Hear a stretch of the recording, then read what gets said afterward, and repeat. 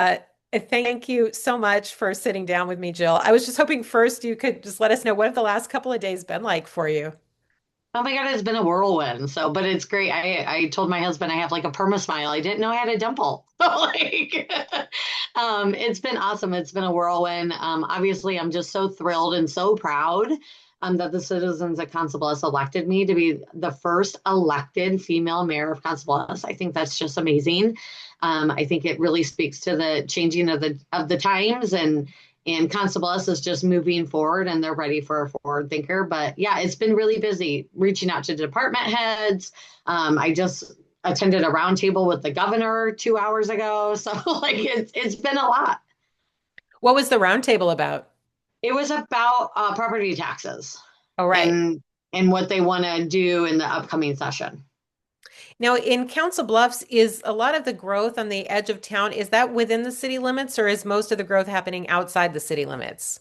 It's within the city limits. Okay. Yeah, yeah. We're still stagnant though, so we really haven't grown in our population for the last 20 years.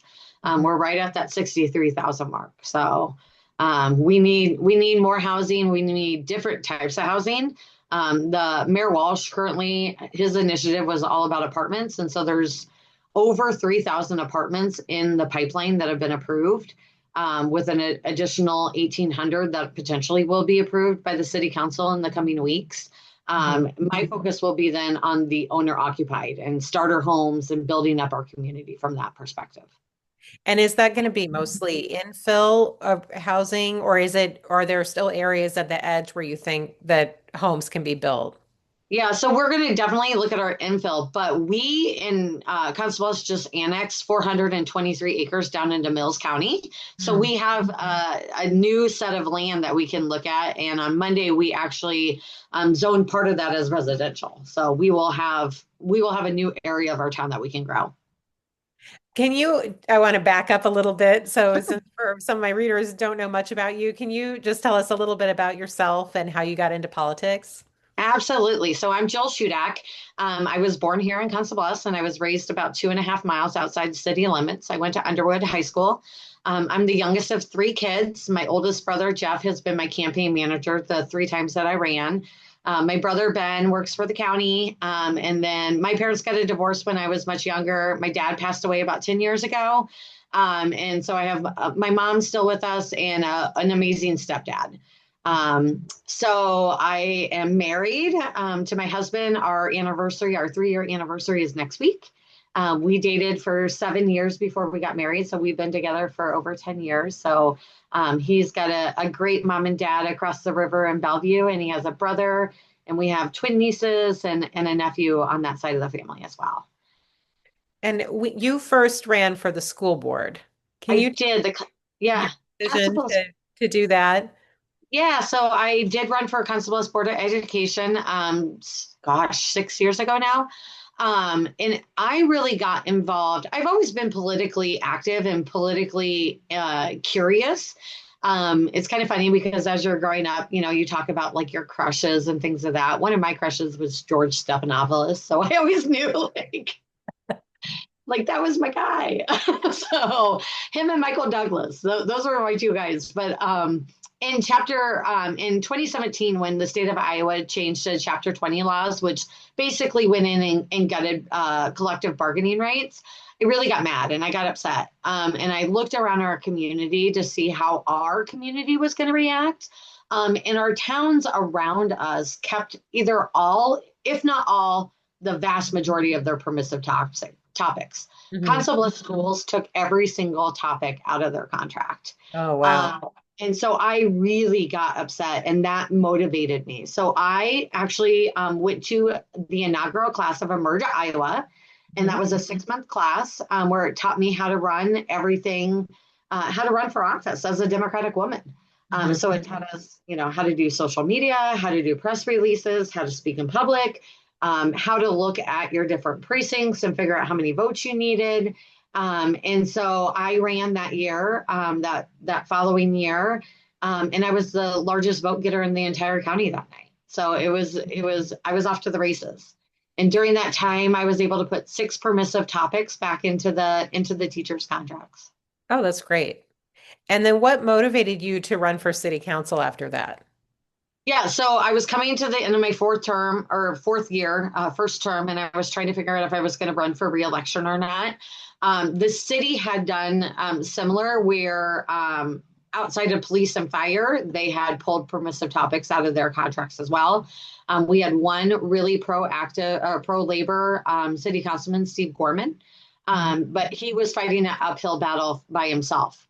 And I had a few people reach out to me that were interested in running for school board, and I knew that they were pro-labor and that they would continue the fight to get permissives. So I decided to run for city council instead. How was that different running for city office versus school board? The actual running is exactly the same. I tackled it the same way. So I was, I think Dr. Merle would tell you I was pretty intense as an opponent running for school board. I think we knocked like 6,000 doors that day. I had raised like $12,000. Nobody had ever done any of this stuff for school board in Council Bluffs. There were signs, there were rallies, there was fundraisers. So I tackled it the exact same way. And that's all because of the training I got from Emerge. So I have not changed my tactic at all. And I did the same type of campaign for when I ran for mayor as well. What do you think with your experience, like what are some of the most important things when you're running in these local elections that don't get a lot of media coverage? Is the door knocking still the most important, or a volunteer network, or a yard sign? No, it's 100% door knocking. So actually, for the school board race, we were within 150 doors of the votes I got to the amount of doors that we had knocked. Wow. And so it's completely door knocking, especially in the nonpartisan races, because you have those D versus R conversations. And so people are already weary. And if you can show up and make the time to go and talk to people and sit on the doorstep, we are Iowa nice. So if you show up and you talk to somebody, we might not agree, but at least I'm willing to have the conversation with you and you can have the conversation with me. I'm willing to listen to you. I'm willing to work for what we believe in. And I'm willing to compromise for the better of our community. And so if I can actually have those conversations with people, they understand where I'm coming from and they vote for me. When you were in those earlier campaigns, were you also running against incumbents, or were you running for an open seats? So in the board of supervisor, I ran against incumbent. And then in city council, there was one open seat. There was actually two. So that year there were 3 seats up. There was one completely open seat. We didn't have a primary, but there were, I think, 5 of us that were running at that time. For the open seat, you mean? Mm-hmm. And so how was it different? You were running against an incumbent this time. Yeah. In some cases, it was easier. In some cases, it was hard. I had a record to run against. There were 6 of us in the primary. So there was quite a few that we needed to whittle from 6 down to 2. And another council member was running with me. So we wanted the change. We had spoke to each other, and we knew the importance of having a change of leadership. So in some ways it was much difficult because he was established. He has the name recognition.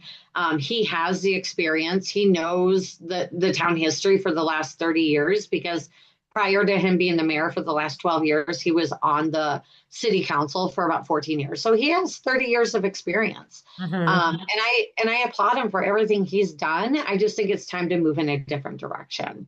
So in that case, it made it easier as well because do you want more of the same or do you want to change? And what was your case? Because when you're running against an incumbent, you have to convince somebody basically fire him and hire me. So what was your elevator speech version? So I think it comes down to in our community, it comes down to 3 main topics.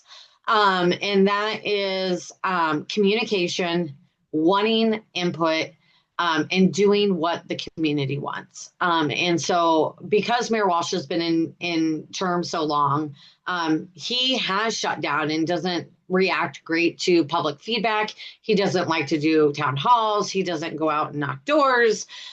So he doesn't have that one-on-one conversations, which then means when a hotbed topic comes up, He's off doing what he thinks is correct and not listening to our community. And we have three really big topics that came up for this election, one of which is the reason why I decided to run for mayor. And that was the potential sale of Dodge Riverside Golf Course, the streetcar being extended from Omaha into Council Bluffs, and then our homeless issue. And so because I want to tackle it a different way, and I'm for or against some of those specific items that the mayor was bringing forward, it made it very easy for our voters after we got through the primary to say, yes, I'm going to vote for. Can you talk a little bit about the negative campaigning and how you responded to that? Oh, it's so hard. I try to keep everything that I posted as far as topics of what has the mayor done or hasn't done.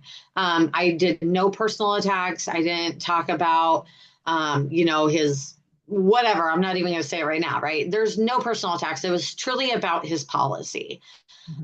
Myself, though, on the other hand, I don't know if it was because I'm an incumbent or I'm a female or I am a Democrat in a very Republican area, but it was almost all about physical appearance. So my hair, my weight, my clothes, I am a wife. I should be sitting at home making dinner. I need to go home, drop out of the race and take care of my husband. It was very sexist. It was very misogynistic. And I kept up with my competitors' pages. I was asked 3 times the amount of questions that any other candidate was asked. I answered almost every single question that I could. The other candidates were barely asked anything. Nobody ever commented about their personal lives, their appearance, their history, nothing. It made me sad for our community. I grew up in the 90s and I graduated in 98. It really was eye-opening because I don't have kids. I do not know how kids nowadays deal with social media online bullying. It was heartbreaking to see that people would say such mean, hurtful things and put their name to it. And even worse, the anonymous pages, because if you want to have a conversation and you want to say something, you should have the guts to actually put your name next to it. When you were out face to face with people knocking doors, did you have any of those negative interactions, or was it really mainly an online thing? It was all online, nothing in face to face. And I have a small team. It's my mom, my oldest brother, and a couple of high school kids that helped with this. Not one of us had a horrible conversation. Some people would say, I'm not voting for her. I don't like her. I like Walsh. And was still very respectful. Thank you. No, thank you. I don't want to take your walking card. There was no negative, horrible interactions. It was all online. You won by, I think, unofficially 116 votes, so pretty close. Was it a high turnout, average turnout, or low turnout election? It was an average turnout. So we don't have a great turnout outside of the presidential years, or I should say on off years, we don't have high turnouts. It's generally around 10 to 12% on off years. So that was on average of what I was expecting. Our primary was very low. So our numbers for the general was probably about 1,000 more than what I was expecting to turn out. Council Bluffs, I mean, what I've observed is Council Bluffs turnout tends to be pretty low. I mean, compared to Yes, a lot of other parts of Iowa. So agree. I don't know. What do you think made the difference? Obviously, it was a close election. What do you think got you that extra 116 votes? Yeah, I think it is going door to door and actually talking to people, but I really do believe it was the 3 issues and my stance versus Mayor Walsh's stance. Dodge Riverside Golf Course has been in the city's possession for well over 100 years, I think over 120 years. General Dodge gave a portion of that land to the city in perpetuity. And the mayor had brought forth a proposal earlier this year to sell it and to have it developed into high luxury condos and apartments. And so I actually rallied and held town halls and got community input and fought tooth and nail to shut that down at the city council. So I think that was a major item that drove people to the polls. Also the potential of a streetcar. So the mayor had been very vocal and his staff about very vocal about extending the streetcar from Omaha, which is a complete disaster right now. They're already many months behind schedule. Businesses are shutting down. They had to open up $1 million fund to help these businesses going because they're so far behind and over budget. And they wanted to extend that over into Council Bluffs. The history of Council Bluffs, we've had streetcars two different times in our history. They didn't work. We've shut them down and pulled the tracks out. Mhm. So I'm not sure, why we would want to try that again. But definitely those two topics drove the people on the West End where those two topics would be most affected by. We saw an increase in those people at the polls. And the third issue, where you're Homelessness. Yeah, is right. homelessness. So How is your stance different from the mayor's? well, the mayor has been very hands off. So he hasn't been engaged in any of the community input sessions, working with the partners, working with the homeless shelters in town, working across the river with Mayor Ewing. He has very much been I don't know. And he admitted to it in several meetings that he needed to take more of a stance and be a leader at the table. But our homelessness every year has gotten worse and worse. And it wasn't until he was actually challenged on it at our forum that he said, "Yeah, I need to be the leader at the table." Where I've worked with the homeless shelters and volunteered there for the last 8 years, I'm very willing to work as a partner across the river because whatever happens at Omaha in terms of this situation affects Council Bluffs and vice versa. They had a potential law going into a place where it would make it illegal to camp for overnight encampment. So that would have definitely affected us. People would have moved over, more people would have moved over from there to here.